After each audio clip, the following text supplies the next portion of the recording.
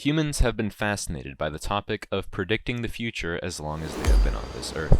Will civilization be wiped out by rising sea levels or wars, or will humanity leave the earth in search of a better home? Will the molecules that we are made of become binary numbers on computers that contain our consciousness? None of these questions have certain answers, but scientists have been able to predict what will happen to the earth in thousands, millions, and up to a billion years into the future. So sit back and relax, and let's see what's coming for our planet. In 1,000 years from now, all plastic created today will have degraded. Humanity's technology will be so advanced that parents will be able to choose the physical traits for their kids due to genetic editing, and humans will likely be an average of around 7 feet tall because of this. Most humans will have implants in their bodies, strengthening their immune systems, increasing their intelligence, and even slowing the process of aging. In 5,000 years from now, the West Antarctic ice sheet will have melted, raising sea levels by 10 to 13 feet.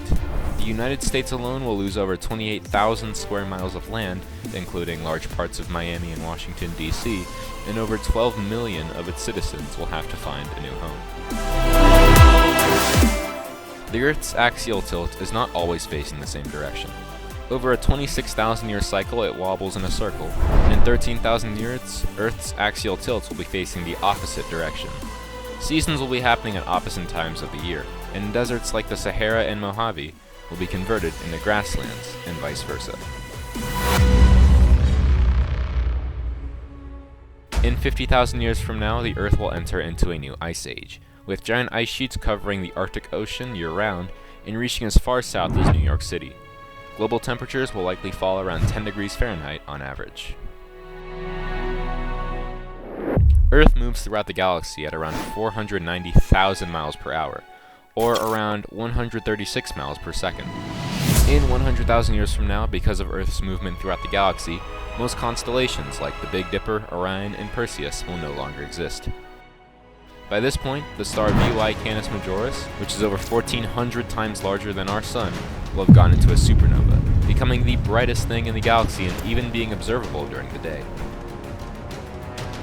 As we move farther into the future, humanity will most likely have well-established colonies in space. And this is probably a good thing, because in 500,000 years, Earth will have likely been hit by an asteroid measuring 1 kilometer in diameter. This will probably kill well over a quarter of the Earth's population. If we double that time to 1 million years, Earth will have likely experienced a volcanic eruption large enough to erupt 3,200 cubic kilometers of ash. The last time this happened was 74,000 years ago, and it whittled down humanity's population from around 1 million people to just 3,000. But 1 million years is the high estimate for when humanity will colonize the entire galaxy, so there isn't much reason to worry about these events.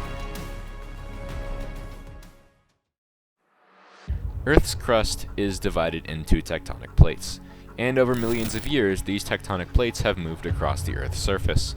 The East African Rift Valley has been widening at a rate of 6 millimeters per year, and in 10 million years it will be flooded by the Red Sea, dividing the continent of Africa in two. Additionally, the Indian tectonic plate will have advanced 110 miles into Tibet, and the Himalayas will cease to exist. In 50 million years, North America will have experienced some major changes. The Gulf of California will expand and flood the California Central Valley, making it a new inland sea. The Canadian Rockies will have eroded away, along with the Appalachian Mountains.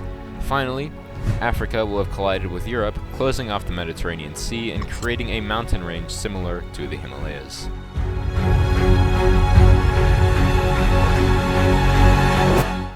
In 250 million years from now, all the continents will coalesce and form a new supercontinent, and will remain like this for hundreds of millions of years.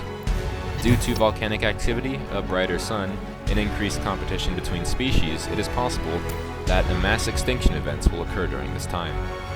The Earth's rotation is being slowed down by the presence of the Moon every year, as the Moon gains a little energy from the Earth and drifts a few inches farther. And in 600 million years, the Moon will have moved so far away from Earth that total solar eclipses will no longer be possible, and a day on Earth will have slowed to over 27 hours per day. But that's the tip of the iceberg. With a brighter sun and less volcanic activity, carbon dioxide levels will start to fall, and continue to fall, to a point where C3 photosynthesis is no longer possible, meaning that trees and forests in their current forms will not be able to survive. In 800 million years, carbon dioxide levels will fall to a point where C4 photosynthesis is no longer possible, and 99% of Earth's ecosystems and life as a whole will die out. Plate tectonics will start to slow, and most of the life on Earth will be driven to the poles or underground. Finally, in 1 billion years, the sun will be 10% brighter.